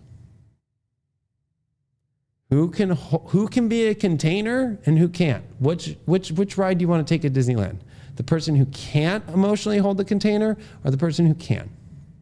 The person who wants to integrate, the person who doesn't want to integrate. The person who has this energy that it's an experience that will feel comforting, or the person that puts you through uncomfort or discomfort all the time in order for you to try to find comfort, which you won't find. So this is all about the people that we connect with and the people that we are with and choose and all that, and the blind spots of that. And you might think, oh, it's about me and my life and what I'm going after. Well, who's riding shotgun has a lot to do with it. That's Mars and Libra. Who's riding shotgun? Who's riding shotgun can make or break you. Who you're defending Mars the most, are you sure it's truth? Are you sure it's fair? Are you sure it's in alignment with the universe?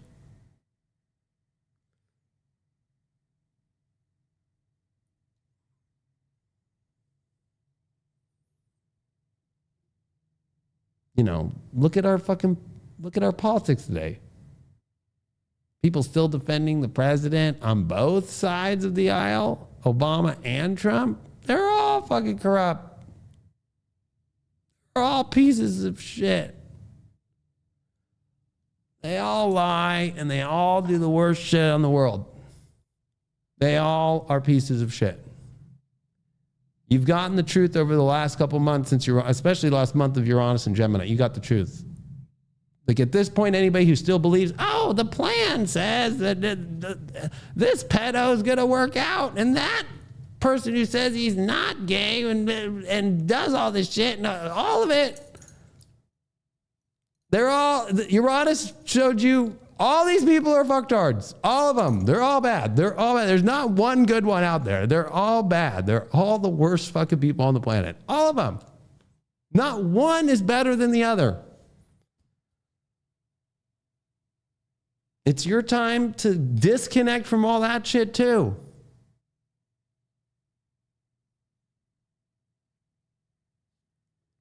You have to. You don't want to be riding shotgun with any of these people on any of these sides.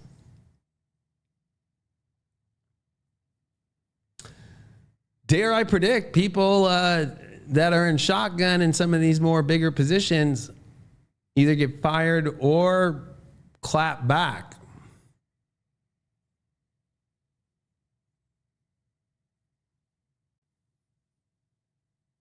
I think that the benefit that's going to blow our minds the most is like, this is where Atlas is going to end up, right here.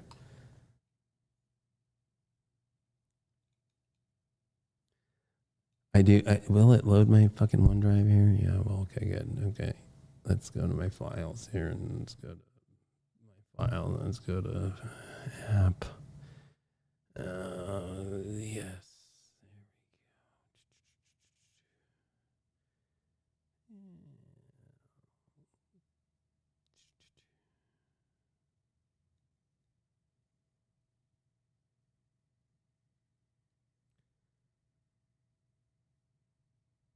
Yes, here you go. I already did it. Where does this motherfucker end up?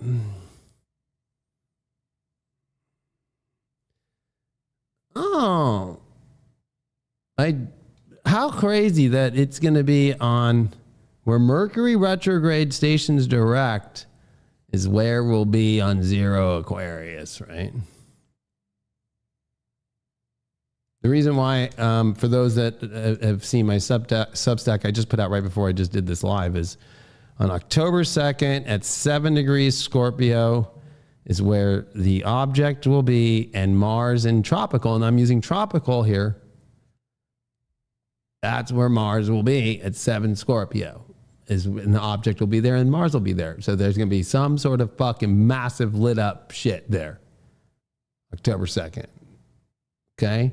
Then it comes closest to the sun on October 29th at 23 degrees Libra. The object will be in Scorpio season, though. Ironically, about 5 to 6 degrees Scorpio, almost to where the Mars and the object Atlas will meet. There's going to be some fireworks there too. Saying sun-wise, right? But also when it pops up for us to see, and when Venus becomes the morning star, when Mars and Venus and the sun all conjunct at the end of the year and New Year's in Capricorn, and then we see Venus come back up, it'll be interesting in the skies that we'll be seeing some interesting moments when Venus is rising up, that the objects appear as well. But also, where does it end? Right where the conjunction's happening by March 5th, 6th, March 5th through 10th, and we come back into the next set of eclipses. It'll be right where this Jupiter-Venus is. And then we'll really understand some interesting things from now about that and how it was on approach. But we also know it's coming by series all through in this area here and Pisces season. And I only ran it till the moment Uranus comes back into Gemini, which is April 25th, and it's at 11 Cancer. And that's where it dissipates and it starts going like this. If that's the right, it might turn around and do something completely different. So this is all probability. This is not for sure. If this thing changes direction, because it's not a comet and we know it doesn't have a tail now, they could have this thing all wrong. I mean, this is based off how you track comets and what we're used to seeing, but it's not even tracking like a normal comet. So it's going to be interesting. I mean, this is using like math and how the trajectory is coming and being able to gauge those kind of things. But we're in a whole new world now, and this is what's bringing it in.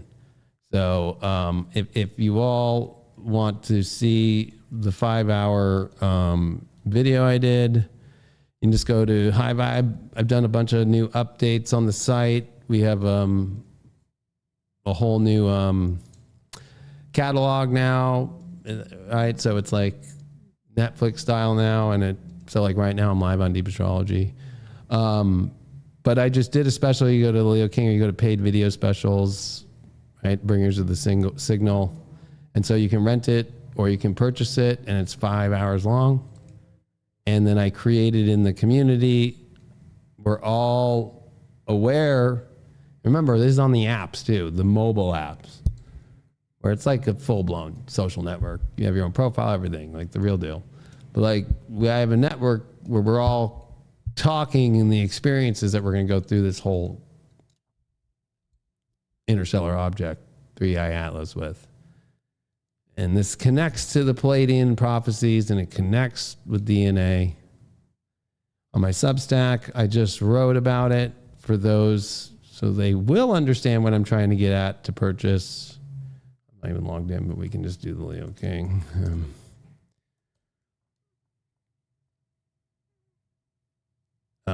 Yes. So this goes into the astrology of 3i Atlas and the Palladian prophecy, and it goes into all of it. And I cover how I took a part of it out, like a minute out, to show you how I ran the transits in my terminal with JPL, my own version of that.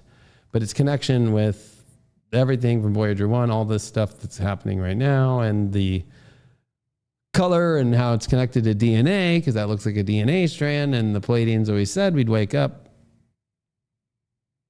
by reactivating our dormant junk DNA, and this thing looks like DNA.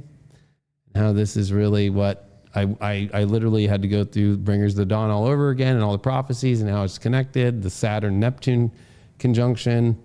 The last one, remember, 4361 BC. Last time you saw Saturn, Neptune at 0 Aries. Conjunct. Exact. Which we will have February 20th, 2026. And that object will still be with us. So, and you know, it's so weird. Like the North Node was in Aries. We just finished that, of course, with Saturn, Neptune. But you know, Uranus at a beginning of a mutable sign. That was Jupiter, Pluto, and Sag. It was also weird. It was Mars retrograde in Leo. We just had a Mars retrograde in Leo this year. And you can say they are conjunct right now because they're within less than a degree and retrograde at 1 degree. And believe it or not, in 4362, which is the year prior, because you go backwards, it was 1 degree where they first met. So, but the last time Saturn and Neptune were ever together and conjunct exact at 0 degree Aries was 4361 BC on March the 2nd in Aquarius season. Remember, this is way back. This is before Babylon. Okay, 6,500 years ago. And that's basically all she wrote. Of course, I'm out in Dallas with Robert Phoenix and Team Light for the Bridge Expo, October 16th through the 19th, 2025. I appreciate you all so much. It's been a long time since I put a Deep Astrology out on YouTube, but just wanted to remind you all I'm still doing it every day. You know, I'm a happy father of 2 kids, happy husband to an amazing wife. We moved, of course, the studios here a year ago now, coming up. And to a new location. I got a new studio in Irvine. And just doing the high vibe thing. And I can tell you my whole life changed with that Pluto opposition to my son. Holy cow. So, you know, I'm in a much better space than I was. That Saturn-Pluto conjunction, I took that so serious and I did do my work and help people get through it. And then a lot of things changed. And then I got remarried and had some kids, and that changed my life and made me just totally find even better of a version of myself than I've ever been before. So I'd love for you to come back, try High Vibe or try hypergate.ai, or at least just purchase this video and see what you think. And I appreciate all the support for so long here on YouTube. I know I talk a lot of shit now about YouTube astrology, but you know what? I'm warranted. I'm allowed to. I've been on it a long time. I've got my plaque. I've proven my points. It just doesn't feel like a container that feels wholesome. And that's why since 2014, I built the Leo King app, which has turned into High Vibe eventually. But I'm all about where the container is.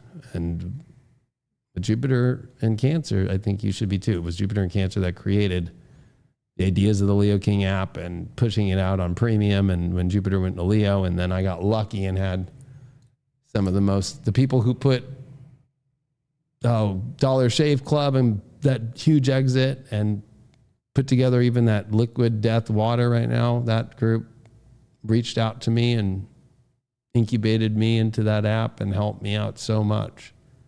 I got so lucky.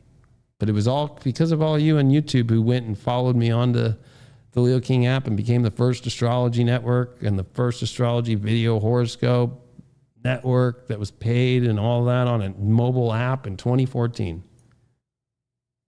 So I still, of course, appreciate every single person out there. I understand people have like hard times moving off this platform to be on a better one, but I just appreciate you and I thank you. And I just want to, whenever I can, show up with what I do with Deep Astrology every week for so long now, bring it to remind people. And also, hopefully on a week like this, remind people there's more to use astrology than just, this transit, that transit, that there's cool ways to look. I hope you're looking at Helio. I hope you're looking at objects. I hope that you're connecting to interstellar stuff. And I hope that you're remembering that we're all here this is rising through the darkness. This is where we start to rise out of it. And I'm not going to lie, it's going to get really dark after these eclipses in the next month. And that'll be our final dark moment. So I appreciate you all. Stay blessed. Enjoy this Leo season. This Leo season is your marker of that's when it goes into weird shit. Okay? After this Leo season, it's 6 months of what the heck is all this? So I appreciate you all. Much love. Join us on High Vibe TV. I will see you all later. Adios. Bye-bye. highvibe.tv. Peace out. Bye-bye.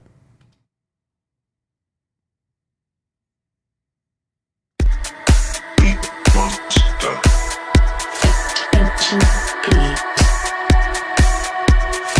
Yo.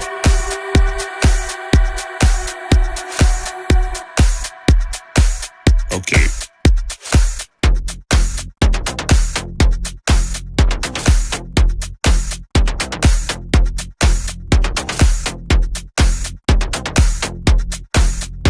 Monster.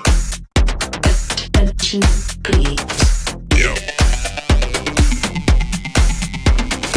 Yo. Yo. Yo. Yo. Yo. You're an astrologer who didn't predict I'd dump you tonight? I trusted YouTube astrologers. Next time, trust Hypergate. What do you mean it's not going to work out? Honey, if your astrology is still on YouTube, you need an upgrade. Hypergate AI or nothing. Come on, what's the issue? I can't date someone still watching YouTube astrologers. Hypergate AI is the real deal. Oh, please, you can't even handle your Scorpio moon. Says the Gemini rising with commitment issues. Wait, Hypergate AI says we're actually... So, what's your sign? You just don't understand how Hypergate AI works. Dude, this isn't working. Yeah, we're doomed. Boys, you're doing it wrong. Get Hypergate AI. You keep your comfy couch, I get your Capricorn ambition. No deal. You take leisure, I take success. Hypergate AI says one of us won't make it unless. My horoscope said tonight would be unforgettable. It will be. I poisoned your wine. Wait, what? If you'd used Hypergate, you'd have seen this coming. Hypergate says there's hope for your marriage. Wonderful. It's called divorce.